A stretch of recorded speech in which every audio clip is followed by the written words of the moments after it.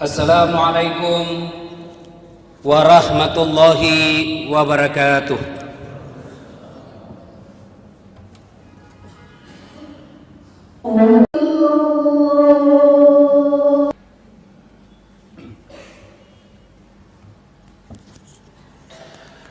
Alhamdulillahi rabbil alamin, wa bihi nasta'inu ala umurid dunya waddin. Ashhadu an la ilaha illallah wa ashhadu anna Muhammadan abduhu wa rasuluh. Allahumma salli ala sayyidina Muhammad wa ala alihi wa sahbihi ajma'in. Amma ba'd, faqad qala Allah subhanahu wa ta'ala fi kitabil karim wa huwa asdaqul qailin. A'udzu billahi minasy syaithanir rajim. Bismillahirrahmanirrahim. Ya ayyuhalladzina amanu taqullaha haqqa tuqatih wa la tamutunna illa wa antum muslimun. Wahai orang-orang yang beriman, bertakwalah engkau kepada Allah dengan sebenar-benarnya takwa, dan janganlah kamu mati kecuali dalam keadaan beragama Islam. Wa qala idzan bismillahirrahmanirrahim.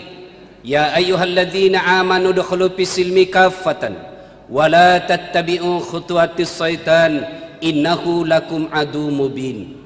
Wahai orang-orang yang beriman, masuklah engkau ke dalam Islam secara sempurna, dan janganlah engkau ikuti langkah-langkah setan, karena sesungguhnya setan itu musuh yang nyata bagi kalian.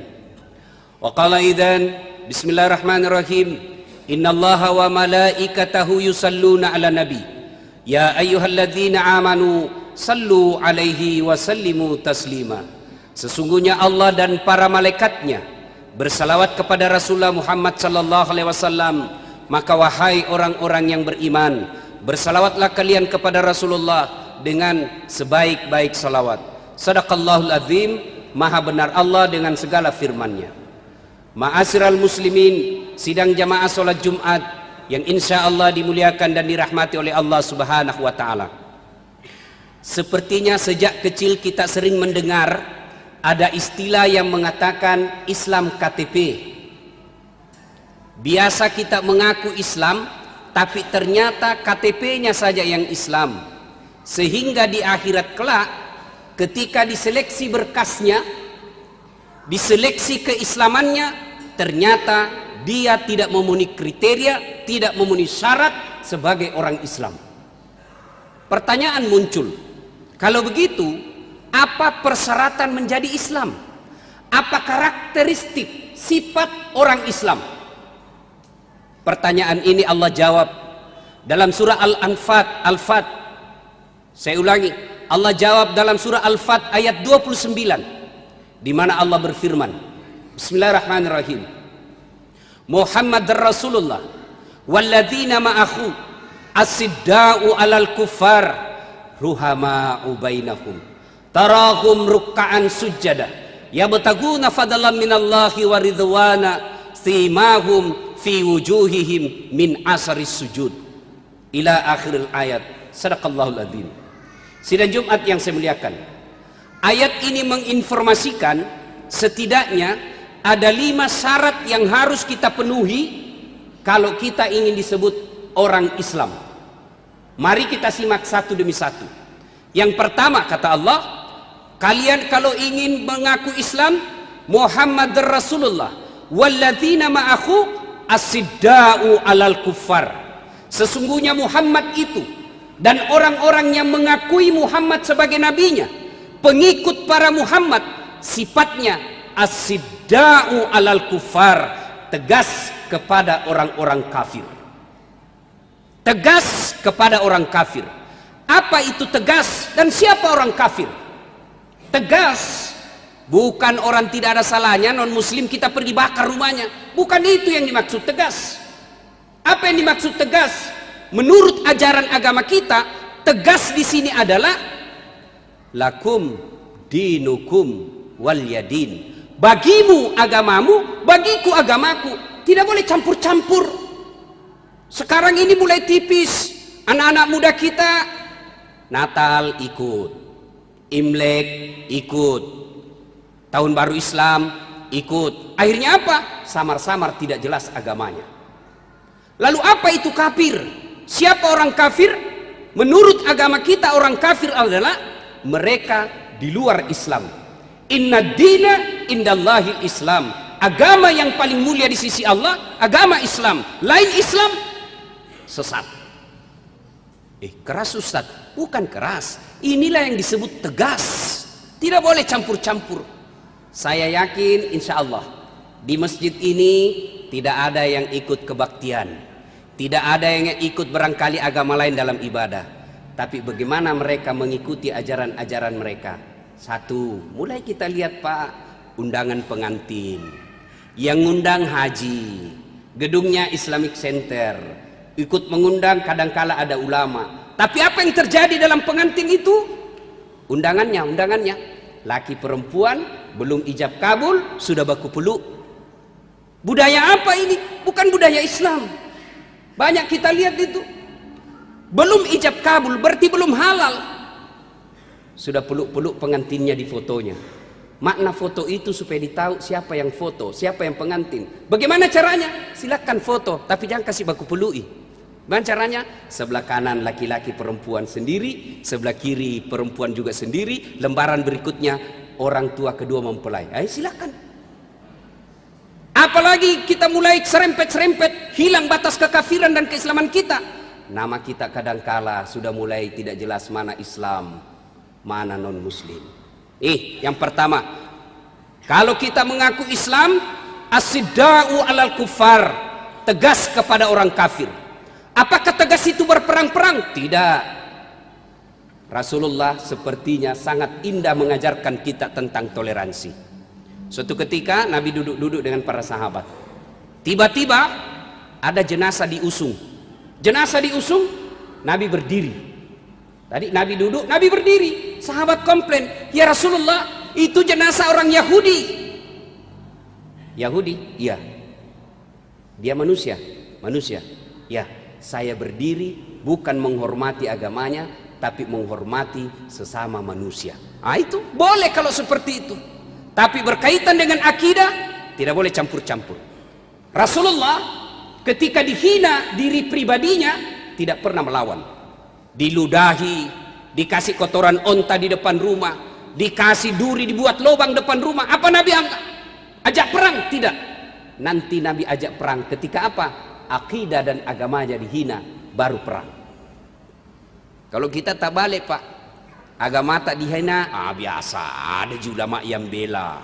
Sekalinya pribadi tak dihina, baru kita mau perang. Justru Nabi pribadi dihina tidak jadi masalah. Tapi ketika akidah dan agama kita dihina, barulah Nabi mengajak perang. Yang kedua, sifat orang Islam yang kedua menurut Quran, ruhama'u bainahum, kasih sayang kepada sesama mereka. Kalau kepada non muslim kita tegas, masuk ke dalam sesama muslim, ruhama'u bainahum, kasih sayang kepada sesama mereka. Nah ini musim-musim pilkada Pak, mulai maki baku cambuk-cambuk lagi itu. Orang mau jadi wali kota, orang mau jadi gubernur, kita bersepupu baku musuh, kita bertetangga baku musuh. Jangan. Ruhama'u bainahum, kasih sayang sesama mereka. Bagaimana sesungguhnya kasih sayang sesama mereka? Contoh, begitu cantiknya persahabatan antara Umar dan Abu Bakar. Suatu ketika Umar datang menghadap kepada Nabi. Ya Rasulullah, saya mau mengadukan perasaanku ini. Kata Nabi, kenapa ya Umar? Begini ya Rasul, beberapa saat yang lalu saya ketemu sama Abu Bakar. Saya tidak tahu, saya tunggu-tunggu Abu Bakar memberi salam kepada saya, tapi dia tidak salam. Akhirnya saya lah yang duluan. Saya tidak tahu ada apa salah saya, kok Abu Bakar tidak mau salam kepada saya. Mendengar ini Nabi lalu berkata, baiklah tunggu Mi, saya panggilkan Abu Bakar. Panggil Abu Bakar. Ketemulah Abu Bakar dengan Umar, dengan Rasulullah. Lalu Nabi menyampaikan, ya Abu Bakar, ini ada keluhannya Umar. Lalu Abu Bakar menjawab, ya Rasulullah, saya pernah mendengar Anda bersabda, barang siapa bertemu sesama muslim, siapa yang lebih dulu memberi salam, maka Allah bangunkan surga baginya. Siapa yang lebih dulu memberi salam, maka Allah membangunkan surga baginya di akhirat kelak. saya ingin surga itu lebih dulu diberikan kepada Umar. Biar nih saya tidak salam, biar saja Umar dulu yang memberi salam, supaya Allah bangunkan surga di akhirat kelak. Mendengar ini, Umar bin Khattab mengeluarkan air mata, lalu memeluk Abu Bakar Siddiq dan berkata, ya Allah, persaudarakanlah kami dunia dan akhirat. Masya Allah. Persaudaraan di mana? Mementingkan kepentingan orang lain dibanding kepentingan diri sendiri. Ruhama'u bainahum. Bagaimana prakteknya ruhama'u bainahum? Ayo bantu tetangga kita yang miskin. Bagaimana prakteknya ruhama'u bainahum? Jangan melukai perasaan orang lain, karena sesungguhnya sedekah tanpa akhlak akan tertolak di sisi Allah Subhanahu wa taala. Saya kasih contoh. Kita kasih uang orang tapi dengan tanpa akhlak, biasa orang malah tersinggung.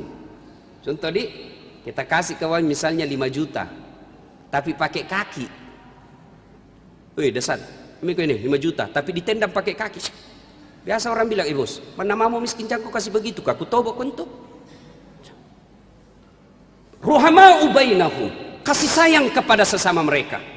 Yang ketiga, karakteristik sifat orang Islam menurut surah Al-Fat 29. Setelah ruhama'u bainahum, tarahum ruk'an sujada, kamu lihat mereka ruku dan sujud solat 5 waktu. Artinya apa?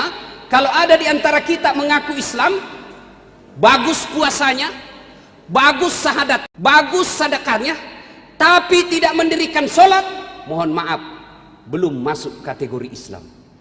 Saya selalu istilahkan solat itu ibarat barcode. Coba lihat Bapak kalau beli barang elektronik, kan itu ada barcode-nya, di scan. Begitu scan, berarti cocok ini barang. Tapi kalau di scan tidak mempan atau lobet bunyinya, berarti ini tidak cocok ini. Bapak di akhirat nanti masuk di akhirat di scan. Oh, tidak ada. Tapi ada redup-redup, kadang muncul kadang tidak. Ini yang hari Jumat saja datangnya.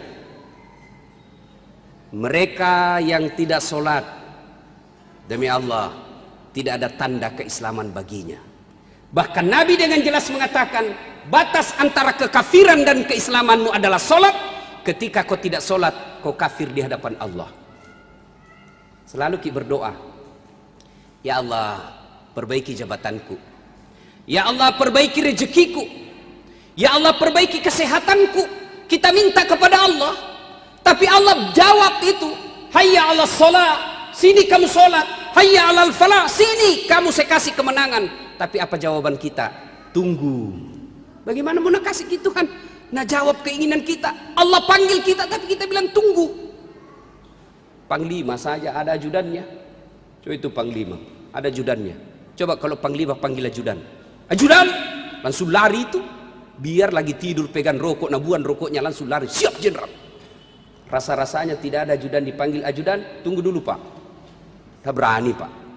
Lalu Allah panggil kita selalu berdoa, ya Allah perbaiki hidupku, ya Allah perbaiki rezekiku.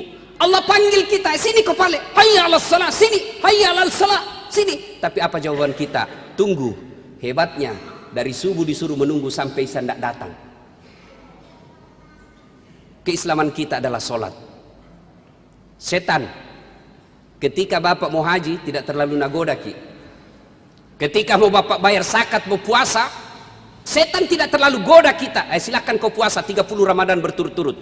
Tapi ketika kita mau sholat, setan kepanasan berupaya menggagalkan agar kita tidak sholat. Kenapa? Tanda keislaman kita adalah sholat. Ketika tidak ada sholat, semua kebaikan-kebaikan kita langsung dihapus dan tidak ada gunanya. Yang keempat, tanda keislaman kita menurut Quran, tarahum ruk'an sujada yabtaguna fadlan minallahi wa ridwana. Mereka mencari nafkah, mereka mencari kekayaan, mereka bekerja dengan cara apa? Mencari ridha Allah. Nasappai pamasina pungallahu ta'ala. Jadi orang yang berislam itu setelah kasih sayang kepada sesama mereka, tegas kepada orang kafir, sholatnya baik, maka ketika dia cari nafkah, ketika dia jadi kontraktor, ketika dia jadi politisi, ketika dia jadi pejabat, ketika dia jadi pedagang, sebelum dia lakukan itu, maka pertanyaan yang terlebih dahulu dilakukan adalah, kalau ini saya lakukan halal atau tidak? Kalau ini saya perbuat Allah ridha atau tidak? Orang Islam tidak memakai sistem dagang 4H, halal haram hantam. Orang Islam ketika dia bekerja, ya ko ieu pigau na barakka kimoge pungallahu taala. Boleh jadi kita menghalalkan segala cara, bisnis menghalalkan segala cara, jadi politisi-politisi pembohong, jadi pejabat-pejabat pencari muka. Boleh jadi apa yang kita mau Allah kasih, boleh jadi apa yang kita inginkan Allah kabulkan. Tapi apa? Allah cabut keberkahan dalam usaha kita. Apa keberkahan? Akhirnya apa? Banyak uangnya tapi tidak ada bisa namakan. Tinggi jabatannya, dihormati di kantornya, tapi anak-anaknya pabali-bali. Di kantor dimuliakan orang, dibukakan pintu kantornya, semua orang panggil puang, dicium tangannya, tapi sampai di rumahnya dilempar sama anaknya masih SMP. Sudah tidak ada berkah. Allah cabut keberkahannya. Dan yang kelima, tanda orang Islam, thimahum fi wujuhihim min asari sujud. Di muka mereka ada bekas sujud. Apa bekas sujud? Hitam jidat. Oh, belum tentu. Soal hitam jidat gampang, Pak. Anak remaja masjidku nak kasih balsem, campur minyak gosok, sujud 3 menit setiap sujud, hitam 2 hari. Tapi bukan itu yang dimaksud.